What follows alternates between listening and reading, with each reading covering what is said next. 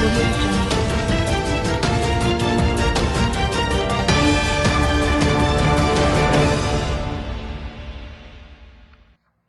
itu kami sebagai praksi PD Perjuangan dan ditugaskan oleh Sekjen PD Perjuangan Mas Hasto untuk menerima aspirasi teman-teman dari koalisi masyarakat sipil yang menggandrungi demokrasi yang ada berdemonstrasi depan DPR RI itu, gedung DPR RI untuk kita terima dan berdialog. Nah kemarin kita temuin di depan gedung DPR dan kita ajak ke ruang praksi. Nah di situ teman-teman itu menyampaikan kerisauannya tentang proses 5 tahunan dalam pelaksanaan event pemilu ini, Bang Karni. Bagaimana teman-teman tersebut menyampaikan dari proses pra pencoblosan, kemudian saat pencoblosan dan pasca pencoblosan. Bagaimana teman-teman itu juga menyuarakan berbagai persoalan, dari persoalan Sirekap, bermacam isu lah yang mereka sampaikan yang itu harus juga kita akomodir semua. Kemudian mendorong DPR agar menggunakan hak penyelidikannya atau hak angket itu, Bang Karni. Nah tentu kalau saya selalu berpandangan, kenapa ketika pasca putusan MK saya menyuarakan agar digunakan hak angket? Karena saya merasakan betul ya, bagaimana upaya proses pelanggengan kekuasaan ini dilakukan dengan cara-cara di luar norma reformasi demokrasi itu. Itu Bang Karni. Nah ketika 2021 dirancang 3 periode diwacanakan, dan bukan lagi wacana, tapi coba digalang, dikomunikasikan ke partai-partai yang ada di MPR, coba dikaji. Ternyata enggak, cek ombaknya gagal. Kemudian 2022 bukan lagi diwacanakan, tapi partai-partai politik, ada 3 partai politik sudah mendeklar. 3 partai politik di parlemen dan 1 partai politik seperti PSI juga menyuarakan dari 3 periode dan penundaan pemilu. Nah itu yang selalu saya sampaikan, 2022 bulan Juni saya menyampaikan skenario tentang pelanggengan kekuasaan yang ini sudah di luar akal reformasi demokrasi kita ketika memperjuangkan 98 lalu, Bang Karni. Apa? Itu 3 periode penundaan pemilu dan menciptakan boneka tadi. Nah ternyata 2023, ya boneka yang saya sampaikan di Juni 2022 itu ya skenario MK. Merubah aturan di MK tadi. Dan kemudian kenapa saya sampaikan pasca putusan MK itu harus diadakan penyelidikan terhadap Mahkamah Konstitusi tadi, hak angket terhadap MK itu. Karena saya membaca ya seperti yang terjadi sekarang inilah. 2024 jadinya hasilnya jadi pemilu brutal tadi.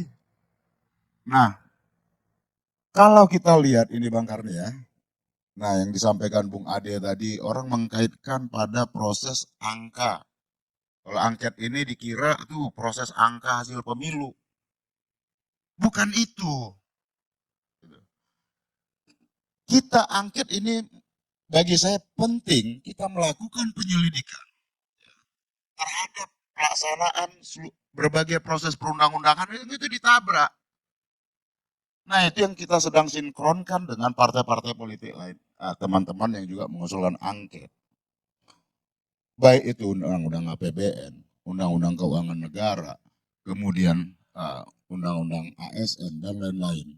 Berbagai produk perundang-undangan itu ditabrak. Artinya apa? Angket ini untuk melakukan penyelidikan.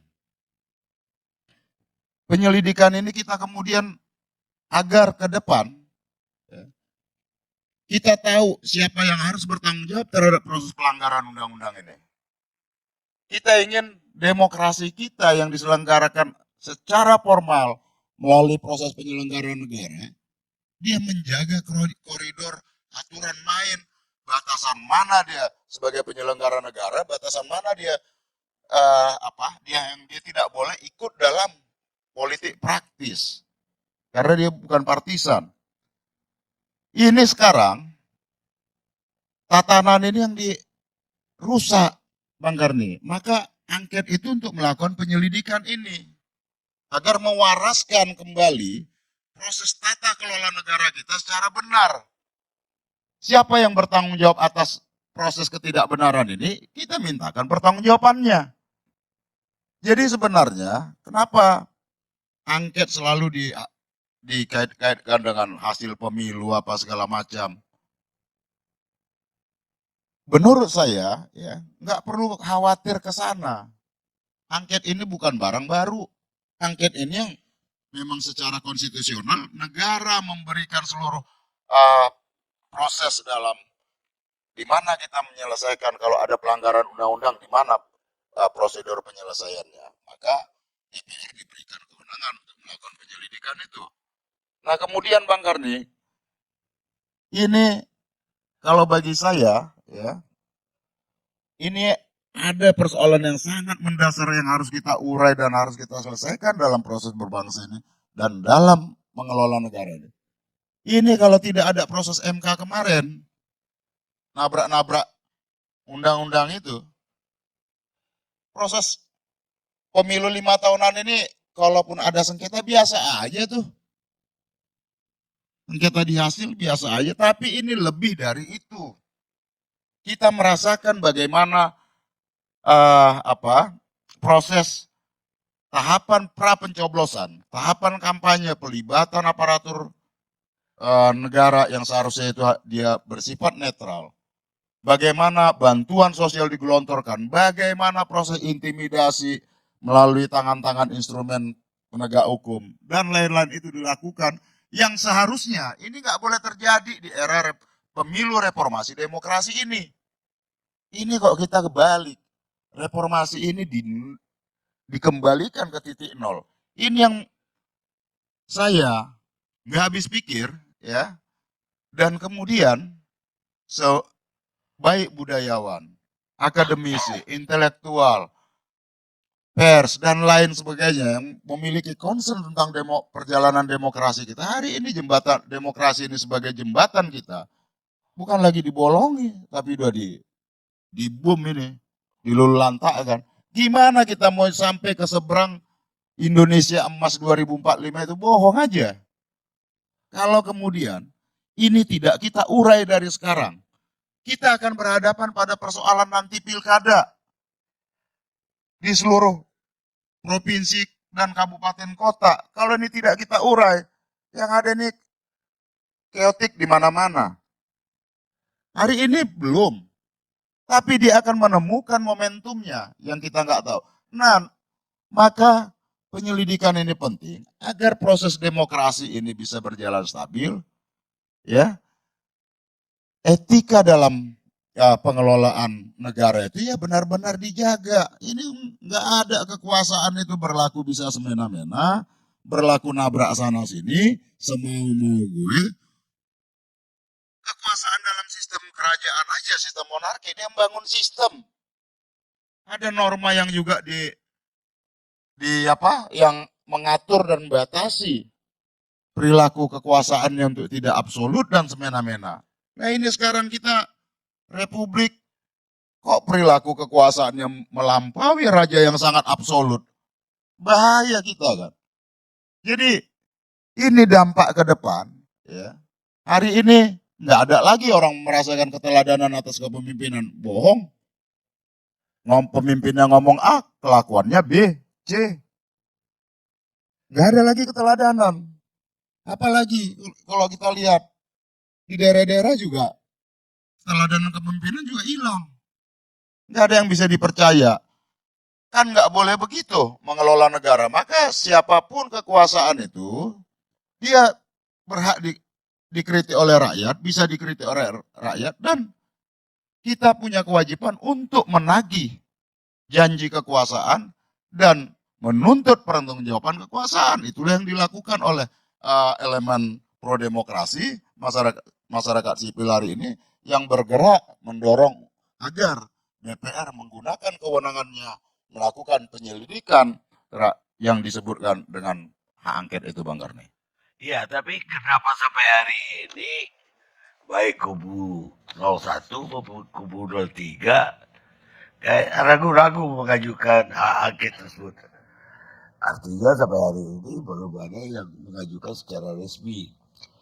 Nah, sampai-sampai saya pernah bikin judul, apakah kubu 01 dan 03 itu takut mengajukan? Ya, sebenarnya Bang Karni, kalau top pimpinan-pimpinan partai ini duduk bareng, menurut saya ini bisa jalan. Kan sekarang jadi soal adalah kita bukan sekadar mengusulkan, tapi tahapan usulan tadi 25 anggota dan lebih dari satu fraksi, minimal 2 fraksi, kan itu harus dibawa di paripurna dan dimintakan persetujuan. Persetujuan itu harus lebih dari separuh jumlah fraksi. Artinya sekarang ada 9 fraksi, harus ada 5 fraksi mendorong. Nah, kalau kita teman-teman dari 01, 03 udah cukup 5 fraksi. Nah, ini kan butuh komitmen bersama tentang hak angket ini. Agar ini barangnya jadi, Bang Karni. Bisa disetujuin di paripurna. Nah, kalau sekedar usulan, tentu ya nanti bisa patah kalau fraksi-fraksi tidak mendukung usulan ini di paripurna. Maka butuh komitmen bersama ini agar di barang ini, angket ini bisa disetujui paripurna. Itu kenapa sulit? Artinya pertemuan aja antara dua kubu itu belum juga. Iya, itu tadi makanya saya bilang waktu di pengambil kebijakan di elit pimpinan partai untuk menyamakan persepsi, frekuensi, dan agar hak angket ini bisa berjalan disetujui di paripurna. Jadi kalau saya berpandangan problemnya hari ini ya di situ. Kalau elit pimpinan partai ini duduk bersama, saling komit dan saling percaya, jadi barang ini. Ya, tapi ada yang bilang begini, partai-partai itu juga takut kalau dibongkar semua seperti kata MDR Mando tadi. Partai-partai juga banyak kesalahan. Iya Bang Karni. Angket ini kan nanti ada objek penyelidikannya, undang-undang apa yang dilanggar. Kalau saya tadi, umpama dari beberapa kajian secara akademik gitu ya, umpama undang-undang APBN, undang-undang keuangan negara, undang-undang aparatur sipil negara, undang-undang kepolisian, TNI dan lain-lain, ya itu coba dikaji dan harus disinkronkan sama-sama di antar lintas praksi agar bisa menyamakan tone dan frekuensi yang sama karena objek penyelidikan terhadap undang-undang itu kan harus jelas. Karena syarat pengajuan itu adalah ada penjelasan pasal apa undang-undang apa saja yang dilanggar.